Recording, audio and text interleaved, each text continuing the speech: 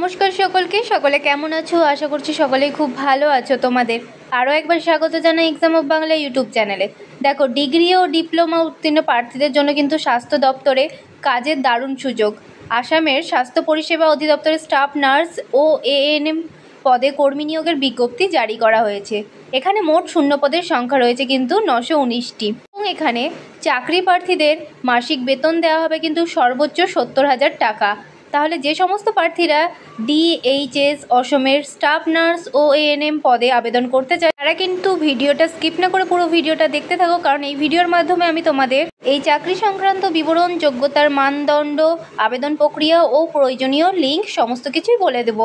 তাই ভিডিওটা স্কিপ না করে পুরো ভিডিওটা দেখতে থাকো এবং চ্যানেলে নতুন হলে অবশ্যই চ্যানেলটি সাবস্ক্রাইব করে অল নোটিফিকেশন অন করে নাও চাকরি সংক্রান্ত সমস্ত তথ্য পেতে।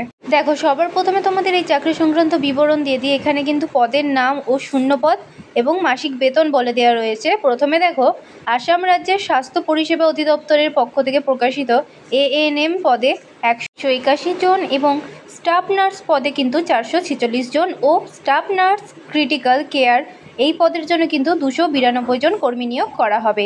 কিন্তু এখানে তোমাদের মাসিক বেতন দেখো, চাকরি প্রার্থীদের মাসিক বেতন কিন্তু দেওয়া হবে 14,000 থেকে 70,000 টাকা পর্যন্ত। এরপর দেখো তোমাদের যোগ্যতার মানদণ্ড।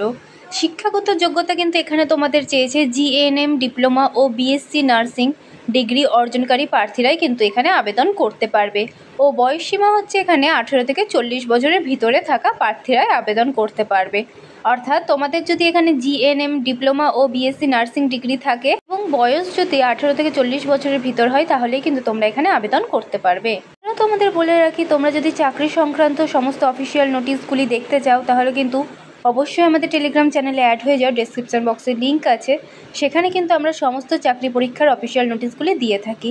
এরপর দেখো আবেদন প্রক্রিয়া। এখানে কিন্তু তোমাদের অনলাইনের মাধ্যমে আবেদন করতে হবে।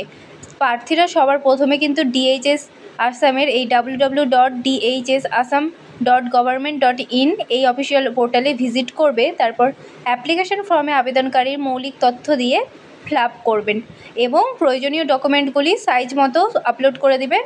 তারপর সাবমিট অপশানে প্রেস করে কিন্তু আবেদন প্রক্রিয়াটি সম্পূর্ণ করে নেবেন। বলে রাখি, এখানে কিন্তু আবেদনের সময়সীমা হচ্ছে 9 ডিসেম্বর 2024 থেকে 14 ডিসেম্বর 2024 তারিখ পর্যন্ত। করছি তোমরা সমস্তটাই বুঝতে পারলে। কোথাও অসুবিধা হলে অবশ্যই কমেন্ট করে জানিও এবং ভিডিওটি ভালো লাগলে লাইক ও শেয়ার করতে ভুলো না। সাবস্ক্রাইব করে নাও নতুন আরও চাকরি সংক্রান্ত ভিডিওর জন্য। দেখা হচ্ছে পরের ভিডিওতে।